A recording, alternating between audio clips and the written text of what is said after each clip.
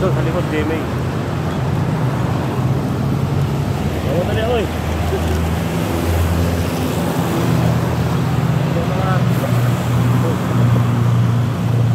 Yung mga video na maayos dahil mga madali ako, pamalit ako.